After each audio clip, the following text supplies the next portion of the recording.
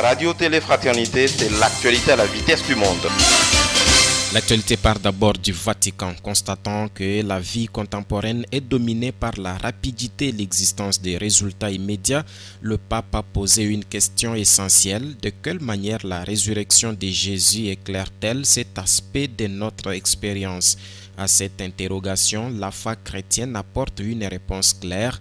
Nous trouverons le repos, nous ne serons pas inactifs, mais nous entrerons dans le repos de Dieu qui est la paix et la joie. Pour Léon XIV, ce repos n'est pas seulement une promesse future, mais une force capable de transformer la vie dès maintenant au cœur même de l'agitation quotidienne. Le Saint-Père a souligné le risque d'une existence absorbée par une multitude d'activités qui, loin d'épanouir, finissent par épuiser et désorienter. Nous nous sentons alors fatigués, insatisfaits. Pourquoi? Parce que nous ne sommes pas des machines, nous avons un cœur, ou plutôt, pouvons-nous dire, nous sommes un cœur, a affirmé le pape. Ce cœur, a-t-il expliqué, est le symbole de notre humanité tout entière, le lieu où se rejoignent pensées, désirs et sentiments. S'appuyant sur l'évangile de Saint Matthieu, Léon XIV a rappelé que là où est ton trésor, là aussi sera ton cœur. Ici au diocèse, clôture ce mercredi 17 décembre 2025 de la récollection retraite de l'Avent pour les prêtres du diocèse d'Mbujima et à la paroisse Saint-Gérard de Bipemba pour leur préparation à la nativité du Seigneur. L'abbé Sébastien Chubumbu Kazumba dans ses reportages. Ce mercredi 16 décembre a marqué la deuxième et dernière journée de la récollection des prêtres du diocèse d'Mbujimai.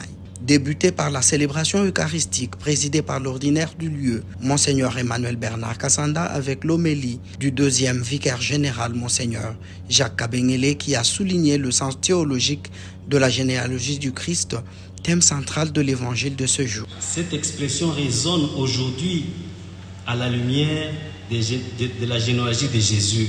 À première vue, cette longue liste de noms peut sembler étrangère. La généalogie de Jésus nous rappelle une vérité fondamentale. Dieu ne choisit jamais hors de l'histoire, mais toujours à l'intérieur d'une lignée. Jésus n'apparaît pas comme un être tombé du ciel.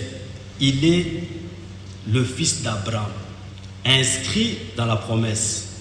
Fils de David, marqué par la fragilité, héritier des hommes justes et des pécheurs, et des saints et des brisés.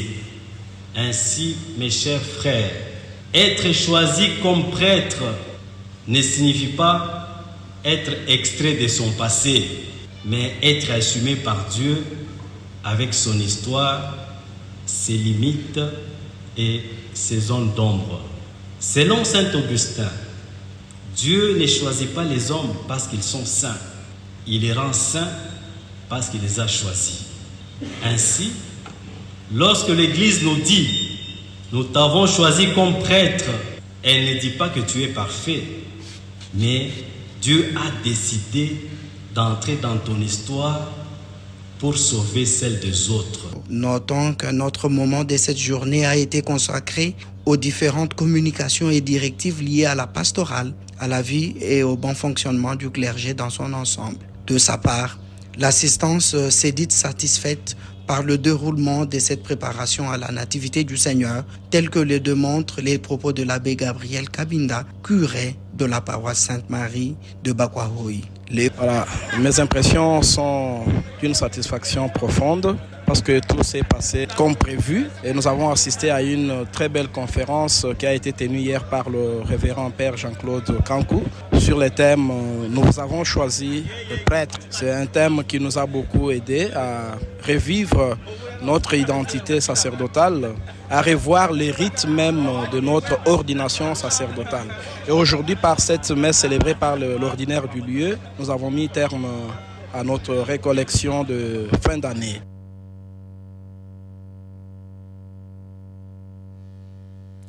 L'actualité provinciale à présent, après sa participation au discours sur l'état de la nation du président de la République Félix-Antoine Tshisekedi devant le Parlement réuni en congrès, le gouverneur de province est rentré ce mercredi 17 décembre 2025 en Mbuji-Mayi.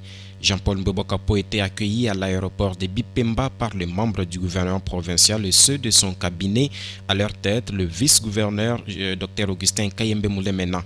Quelques heures après son arrivée, le chef de l'exécutif provincial a reçu dans sa résidence officielle une délégation nationale de la Banque Equity BCDC, conduite par son directeur général Willy Moulamba. Cette rencontre a marqué le début d'un dialogue stratégique entre le gouvernement provincial et cette institution bancaire commerciale. Avant ce retour en province, le gouverneur avait mené plusieurs démarches à Kinshasa. Il s'est notamment entretenu avec le directeur général de la Société nationale d'électricité SNEL au sujet de la crise énergétique qui secoue la ville de Mbuji-Mayi causée par la panne du transformateur à Tubitubidji. Des solutions urgentes ont été amorcées pour rétablir progressivement l'approvisionnement en électricité en province et à la direction générale du Fonds de promotion de l'industrie FPI. Il a également plaidé pour la relance des projets financés par le FPI en Mbuji-Mayi en stagnation depuis plusieurs mois. Il s'agit notamment des travaux de l'école Kalenda Mudishi, de l'hôpital général de référence, des références plutôt Saint-Jean-Baptiste de Cancelé, et d'autres infrastructures à fort impact communautaire. Par cette série d'actions et de rencontres, Jean-Paul Mbebokapo se voit en proximité orientée vers les résultats concrets pour le Kasaï oriental. Au cours des échanges hier dans sa résidence, Willy Moulamba a exprimé la volonté de la Banque Equity BCDC de s'impliquer activement dans le développement économique du Kasaï oriental avec comme objectif créer des opportunités économiques concrètes pour la population, notamment à travers le financement des projets afin de transformer les idées en richesses durables dans les domaines sociaux tels que l'agriculture, l'énergie, les infrastructures ou encore l'éducation. En réponse, Jean-Paul Mbebokapo a salué cette approche partenariale et a proposé la création rapide d'un cadre de travail conjoint entre les experts du gouvernement provincial et ceux de la Banque commerciale Equity BCDC. Le ministre provincial de la Communication a lancé un appel solennel à l'endroit de tous les médias du Kasaï oriental. Pascal Ernest Ilunga les a invités à accompagner les efforts du gouvernement face à la guerre qui secoue le pays dans la partie orientale. Dans sa déclaration, il a insisté sur la responsabilité sociale de la presse en soulignant son rôle crucial dans la cohésion nationale, la paix et la sensibilisation des citoyens, particulièrement dans le contexte difficile pour le pays. Le ministre a fait savoir que les médias doivent éviter de parler des actions des ennemis du peuple. Il leur demande de privilégier des informations encourageant les forces armées de la RDC engagées au front pour défendre l'intégrité du territoire national. Cet appel intervient pendant que le pays fait face à des défis sécuritaires, surtout dans sa partie orientale. Le ministre de la Communication estime donc que les médias sont des acteurs de sensibilité et de mobilisation nationale. Début des vacances de Noël pour les apprenants d'écoles primaires, secondaires et professionnelles sur l'ensemble du territoire national. Celles-ci ont débuté ce mercredi 17 décembre 2025 après cours. Julie Mbouimboya nous fait les points sur ce qu'elle a rencontré dans les différentes écoles de la colline de Bonzola. Nous sommes à l'Institut technique industriel Ignokop. Ici, la joie et ou l'allégresse, c'est tout ce que nous pouvons lire sur les visages des enseignants et élèves. Leur préfet d'études, Alexis Dodo Moulumba, n'a pas donné sa langue au chat. Il a quelques conseils pratiques à donner aux enseignants, élèves, sans oublier les parents. Après un moment donné, il faudrait que les apprenants puissent reprendre leurs efforts, qu'ils puissent se reposer un tout petit peu. Même aussi les facilitateurs qui sont des enseignants, qui puissent aussi prendre un temps de repos pour la reconstruction de leur santé physique et même mentale aussi. Et il va sans dire que pendant ce temps de vacances, que les apprenants ne puissent pas tourner les pouces.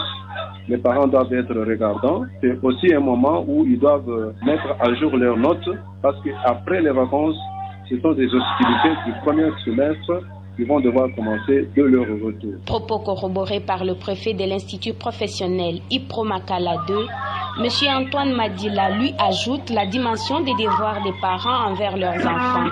Il invite les parents retardataires à s'acquitter des dettes scolaires dès les retours des classes. Aux parents et à nos élèves, nous leur souhaitons une heureuse année 2026. Que le bon Dieu les protège et qu'il les bénisse aussi. Nous espérons qu'au retour, les parents vont prendre leurs enfants en charge pour ceux qui n'ont pas payé tout au long de ces premiers trimestres qui viennent de s'achever. Quand on donne les vacances, c'est vrai, c'est pour que les enfants se reposent, mais ils ne doivent pas oublier totalement leur cahier de notes. De temps en temps, nous leur demandons de revoir régulièrement les notes parce que au retour des vacances de Noël, nous aurons seulement le mois de janvier. Mi-février, ce sont les examens de premier semestre qui vont démarrer. Alors l'élève doit être prêt pour aborder ces examens-là. Les élèves sont contents et promettent d'aller se préparer pour bien affronter les examens au retour. Je me sens bien parce que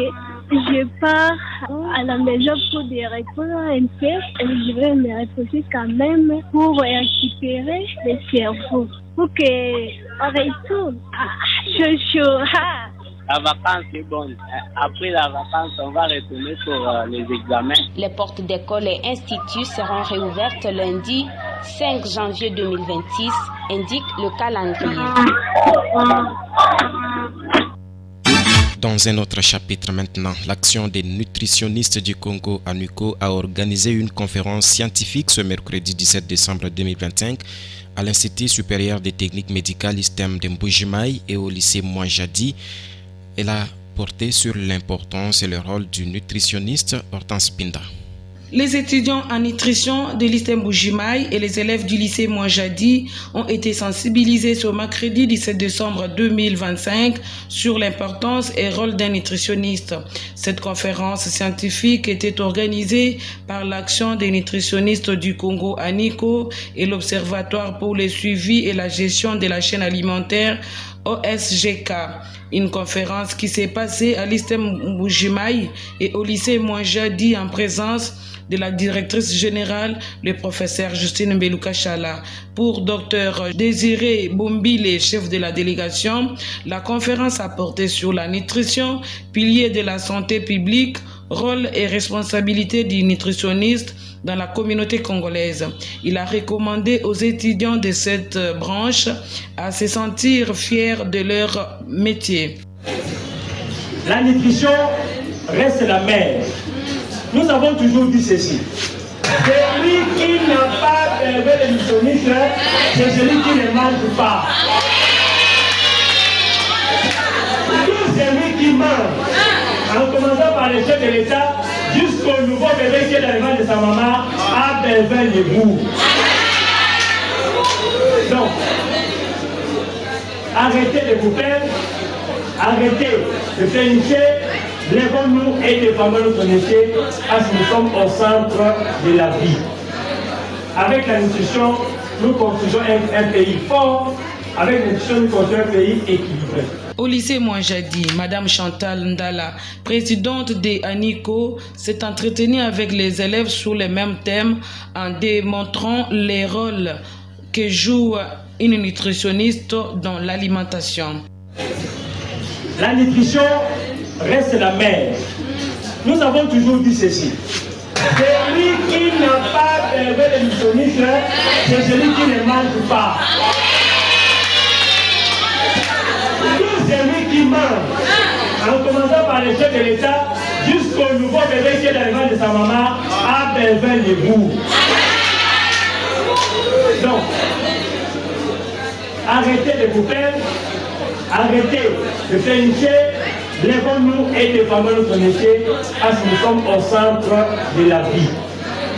Avec la nutrition, nous construisons un pays fort. Avec la nutrition, nous construisons un pays équilibré. La journée s'est clôturée par un jet de questions-réponses. Les gestionnaires de ces institutions d'enseignement ont salué l'initiative de ANICO qui vise la valorisation de la branche nutrition dans la province du Kasaï oriental. Justine Mbelou et Eugène Mutombo étaient très satisfaits de l'organisation et les choix portés sur leur institution pour cette séance. Merci Hortense Pinda. Le retrait progressif des rebelles AFCM 23 au Vira, situation sanitaire dans la province de Lomami. Voilà nos deux informations en nation à découvrir après cette pause. RTF. L'actualité, c'est nous. Depuis la soirée de ce mercredi 17 décembre 2025, un mouvement de retrait des troupes de l'AFCM 23 est observé dans la ville stratégique d'Ouvira, située dans la province du Sud Kivu, en départ visible vers l'intérieur du territoire. Selon les témoignages recueillis, des colonnes de combattants ont été aperçues sur les artères principales de la ville. Ces troupes semblent quitter le centre urbain pour se diriger vers les zones rurales du territoire d'Ouvira. Le mouvement rebelle a officialisé cette décision par le biais d'un communiqué diffusé le même soir. Dans ce document, l'organisation cherche à rassurer les habitants. Nous appelons la population à garder son calme et à ne pas céder à aucune panique, lit-on dans ces communiqués. Cette annonce de retrait survient seulement quelques jours après la prise de la ville par les rebelles. Ce revirement semble être une réponse directe aux exigences diplomatiques de la communauté internationale. En effet, les États-Unis d'Amérique auraient exercé une pression significative sur le mouvement exigeant le strict respect des accords de Washington. Face à cette situation, le gouvernement congolais a exprimé de fortes réserves ce même mercredi. Qui peut le vérifier? Où part-il? Combien était-il? Quel est-il dans la ville?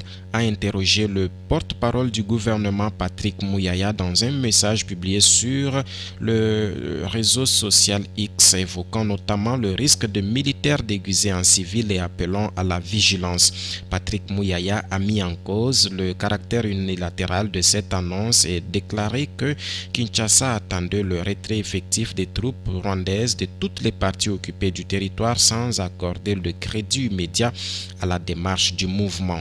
Mercredi soir, hier donc, l'AFCM 23 a affirmé que le mouvement de nos forces hors d'Ouvira est en cours et sera terminé d'ici aujourd'hui, jeudi. Son président Bertrand Bissimois a appelé la médiation et les autres partenaires à veiller à ce que la ville soit protégée de la violence, des représailles et de la remilitarisation. L'annonce du mouvement armé concerne uniquement la ville d'Ouvira et ne mentionne pas les autres zones conquises depuis le 10 décembre. L'AFCM 23 a par ailleurs averti qu'une réoccupation immédiate par les forces armées de la RDC ou par les groupes Wazalendo ne serait pas tolérée.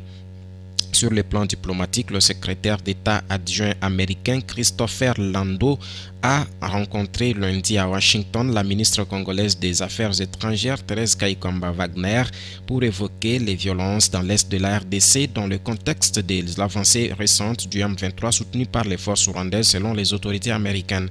L'ambassadrice des États-Unis à RDC, Lucy Tamlin, a indiqué que les plus hautes autorités américaines avaient été saisies du dossier, affirmant que Washington continuerait à dialoguer avec toutes les parties et à insister sur un retour au cadre des négociations. Plus de 100 cas de choléra dont 10 décès ont été rapportés depuis le mois de juin dernier dans le territoire de Ngandajika dans la province de Lomami. 3 cas ont été notifiés dans la zone de santé de Kalambayi au cours de la 49e semaine épidémiologique, soit la semaine dernière donc. D'après le médecin-chef des zones de santé de Kalambayi, Dr Claude Ntambwa, cette situation est due au non-respect des règles d'hygiène dans cette contrée. Il demande aussi aux autorités locales de faire de la sensibilisation leur cheval de bataille afin de lutter efficacement contre cette épidémie qui secoue actuellement les habitants de Kalambayi. C'est ce que nous demandons à la population, c'est de veiller à l'hygiène des mains, de l'eau et l'hygiène alimentaire. Concernant le repas, il faut manger chaud et bien conserver les aliments, a déclaré ce prestataire des soins. Dr Ntambwe Claude a également demandé aux mamans de se laver les mains chaque fois qu'elles changent des couches de leurs enfants et après être allées aux toilettes. Il leur conseille en outre de se laver les mains pendant la préparation des repas.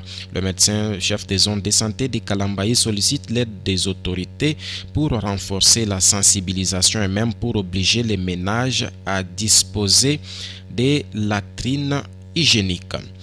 Le gouvernement congolais se dote désormais d'une feuille de route pragmatique, réaliste et mesurable qui guidera les actions dans le secteur minier en 2026. Ce document est issu de la retraite organisée du 15 au 17 décembre, hier donc à Kinshasa, sur l'élaboration des stratégies opérationnelles du plan national des principes volontaires. Le ministre des Droits humains est d'avis que les résultats de ces travaux constituent une base solide pour orienter les actions du gouvernement dans les domaines des extractifs du pays. Samuel Mbemba précise que ces recommandations constituent désormais une base solide et un repère incontournable pour orienter les actions les plus essentielles dans la mise en œuvre du plan national des principes volontaires. Il souhaite que les stratégies opérationnelles élaborées ensemble ne soient pas de simples documents administratifs pour embellir les armoires, mais plutôt une feuille de route pragmatique, réaliste et mesurable qui guidera les pas du gouvernement en 2026. Samuel Mbemba exprime son engagement personnel au nom du ministère des Droits humains à ce que les stratégies opérationnelles soient élaborées, ne restent pas lettre morte. Pour sa part, le ministre des Mines, Louis Watum Kabamba, a promis de faire appliquer les résolutions de cet atelier dans toutes les entreprises extractives pour promouvoir et protéger les droits humains. À travers cette initiative, le gouvernement congolais a voulu favoriser une exploitation minière exempte des violations des droits humains, respectueuse de l'environnement et bénéfique aux communautés locales. Nous parlons sport à présent. Fraternité Sport, le journal des sports. Les Léopards de la RDC, solides vainqueurs 2-0, ont fait le plein de confiance devant les Chipolo Polo Boys de la Zambie au stade Pinatar Arena de Murcie, mardi 16 décembre dernier, à l'approche du grand saut au royaume chérifien. Objectif de Sébastien Desabre était de faire un match amical parce qu'on avait pas mal de joueurs qui devaient se montrer des choses. Alors, ça nous a permis de tourner l'effectif, donner du temps de jeu à tout le monde, voir les joueurs en situation. On a pu faire jouer les deux gardiens également. Globalement, on a fait un bon match. On a des bons joueurs techniquement. On a joué une bonne équipe de la Zambie, beaucoup de percussions dedans. On sait qu'on a de la qualité. On sait qu'il faut qu'on prenne le dessus sur ce genre de match pour avoir la possession des balles. Si on en a, on peut marquer et ne sait pas prendre un but à brosser le natif de Valence pour qui cette masterclass est intimement au crédit d'un environnement propice pour la performance de ces hauts vols. En terre ibérique, tout à Rabat, les Léopards se délectent dans le jeu sur les surfaces dignes qui favorisent perfectionnement à la fois la synchronisation et la symphonie dans les aspirations de l'animation du secteur et aussi du système de leur sélectionneur. Ce dernier à demi-mort au passage a persisté plutôt la vétusté de la pelouse du stade des Martyrs qui a la première vue contribué à la morosité de la production du contenu à domicile. Ce qui change ce sont les conditions de jeu. Sur les 3 derniers matchs, on joue sur une très bonne pelouse, mais nos joueurs ont l'habitude de jouer sur une pelouse. Vous jouez bien sur une pelouse qui est sur un terrain synthétique qui date de quelques années, c'est une évidence, déguise-t-il. À une semaine de leur entrée en matière à la CAN Maroc 2026 face aux Guépards du Bénin, les Léopards sont sur un piédestal sur des traces des derniers barrages. Desabre et ses pions se montrent très efficaces dans les deux surfaces, peu importe la physionomie du match. Une aubaine pour une Coupe d'Afrique des Nations qui demande davantage de ressources mentales et tactiques. Gaël Kakuta fait son retour en sélection nationale de la RDC, a annoncé hier mercredi la Fédération congolaise de football. La même source précise que le joueur de Sakaryaspor a été rappelés par le staff technique des Léopards pour participer à la CAN 2025 suite au forfait de Mario Stroken. Actuellement en Turquie, le milieu offensif réalise une saison aboutie avec Sakaryaspor. Il totalise 8 buts et 3 passes décisives depuis le début de l'exercice en cours, des statistiques prises en compte par le staff technique congolais. Cette convocation marque la deuxième participation de Gaël Kakuta à une Coupe d'Afrique des Nations. De son côté, Mario Strogen, évoluant à Anderlecht, manque d'opportunité de disputer la première CAN en raison d'une blessure contractée en club. Mesdames et messieurs, ce journal est fini. Merci à vous de l'avoir suivi. Merci à ingénieur Herbert Chibandangantou pour la possibilité de la mise en onde. Bernard Kachamakalambayi était au contrôle de l'antenne matinale. Vous venez à peine de nous prendre en cours de diffusion. Je vous rappelle ces 3 titres. Les prêtres du diocèse de Mboujima étaient en leur retraite de Noël du 16 au 17 décembre à la paroisse Saint-Gérard de Bipemba. Pendant 2 jours, le clergé de Mboujima s'est ressourcé en méditation et prière. Jean-Paul Mbobokapo est rentré hier en Mboujima et en provenance de Kinshasa où il était prendre part au traditionnel discours sur l'état de la nation du chef de l'État. Aussitôt arrivé, l'autorité provinciale a reçu dans sa résidence une délégation nationale de la Banque commerciale équitable BCDC. Les rebelles des troupes de l'AFCM 23 ont débuté depuis la soirée d'hier mercredi leur retrait progressif dans la ville d'Ouvira au sud Kivu. Le mouvement rebelle a officialisé cette décision par le biais d'un communiqué diffusé le soir, alors que le gouvernement congolais exprime ses réserves, évoquant notamment le risque des militaires déguisés en civil. L'autre est à suivre à 13h15 avec l'équipe de Alidor Kazadi Mukola. Je vous souhaite une très bonne journée. Surtout, je vous dis bonjour, au revoir. Radio Télé Fraternité, c'est l'actualité à la vitesse du monde.